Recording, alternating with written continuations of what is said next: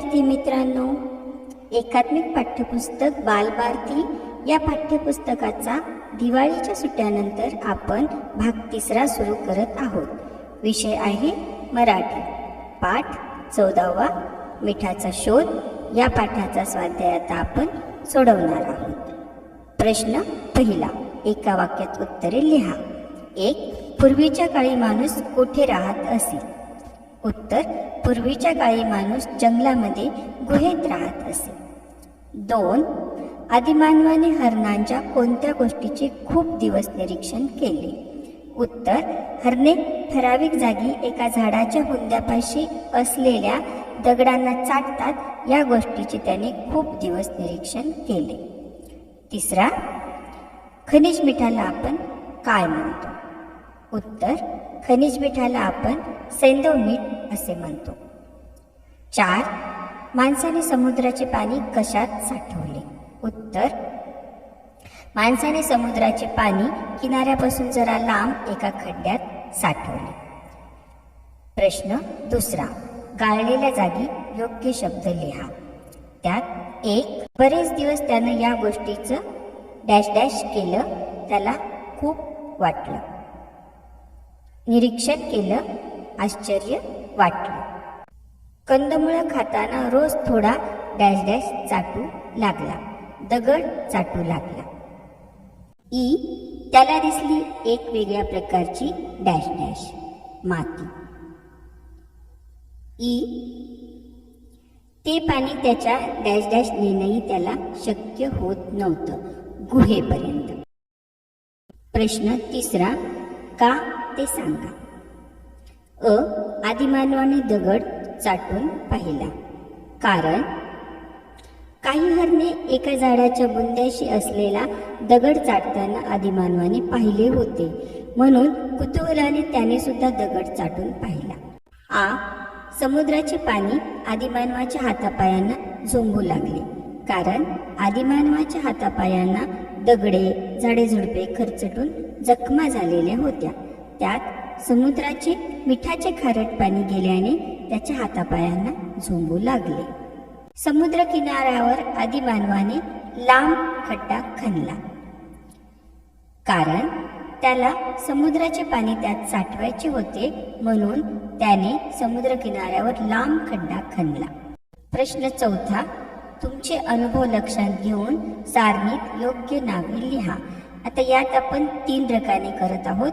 पहिल्या रकान्यामध्ये कच्चे खाल्लेले पदार्थ, दुसऱ्यात भाजून खाल्लेले पदार्थ आणि तिसऱ्यात शिजवून खाल्लेले पदार्थ. कच्चे खाल्लेल्या पदार्थात आपण काकडी, गाजर, मुळा, टोमॅटो, बीट इत्यादी. भाजून खाल्लेल्या पदार्थात शेंगदाणे, पापड, कणीस, भाकरी, चपाती इत्यादी लिहू. तर शिजवून खाल्लेल्या पदार्थात आपण भाजी, भात, वांगे, बटाटे, डाळ इत्यादी लिहू शकतो. प्रश्न 5वा, कोणकोणते पदार्थ कच्चे खाणे अधिक चांगले असते याविषयी माहिती मिळवा. कच्च्या खाणाऱ्या पदार्थात तुम्ही वरच्या पहिल्या रकान्यातले सगळे पदार्थ लिहू शकता, जसे की काकडी, गाजर, मुळा, टोमॅटो, मका, वाटाण्याच्या शेंगा, बीट, भुईमुगाच्या शेंगा इत्यादी. प्रश्न 6वा, हा खेळ खेळा. डोळ्यावर रुमालाची पट्टी बांधा, नाकाने वास घ्या, पदार्थ ओळखा, त्यांची चव कशी असते ते लिहा. उदाहरणार्थ मिरचीची चव तिखट असते. या पद्धतीने तुम्ही अनेक खेळ पदार्थाची चव वगैरे ओळखू शकता. प्रश्न 7वा, समानार्थी शब्द लिहा. जंगल, वन. झाड, वृक्ष. लांब, दूर. दिवस, दिन. समुद्र, सागर, रत्नाकर. पाणी, जल, उदक, जीवन, नीर. प्रश्न 8वा, खालील शब्दसमूहांचा वाक्यात उपयोग करा. 1. निरीक्षण करणे. कंसामध्ये आपण त्याचा अर्थ देत आहोत. नीट पाहणे. मीनाने ग्रहपाठात तयार केलेल्या तक्त्याचे बाईंनी निरीक्षण केले. आ. कुतूहल वाटणे, उत्सुकता वाटणे. प्राणी संग्रहालयात नवीन आलेल्या प्राण्यांचे आम्हाला फार कुतूहल वाटले. ई. अंगाला झोंबणे, अंगाला चुरचुरणे. वाक्य. डिसेंबरमधला गार वारा अंगाला चांगलाच झोंबतो. प्रश्न 9. मीठ या शब्दासोबत बाणाने दाखवलेले एक एक शब्द घेऊन वाक्प्रचार तयार करा. त्याचा अर्थ समजावून घेऊन वाक्यात उपयोग करा. सोबतच्या चित्रामध्ये मीठ हा शब्द मध्यभागी दाखवून जागणे, खडा, जखम, महाग हे 4 शब्द दिलेले आहेत. आता आपल्याला त्या 4 शब्दांशी मिठाला जोडून एक एक वाक्य तयार करायचे आणि त्याचा अर्थ सांगायचे. जसे मिठाला जागणे ही पहिली जोडी होईल. 2. मिठाचा खडा पडणे, मिठाला महाग होणे आणि 4 जखमेवर मीठ चोळणे. आता याचे अर्थ सांगू आणि वाक्यात उपयोग करूया. 1. मिठाला जागणे. इमान व्यक्त करणे.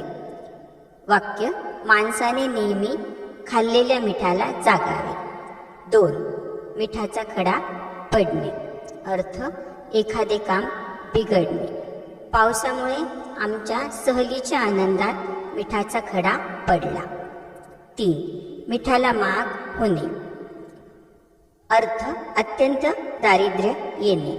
करोनाने जग थांबवले आणि सर्व लोक जणू काही मिठाला महाग झाले. 4. जखमेवर मीठ चोळणे. आधीच्या दुःखात अधिक दुःख देणे. खेळात हरलेल्या शर्मिळाला परीक्षेतही कमी गुण मिळाल्याने जणू तिच्या जखमेवर मीठ चोळल्यासारखे वाटू लागले. हा होता आपल्या पाठ 14व्याचा स्वाध्याय.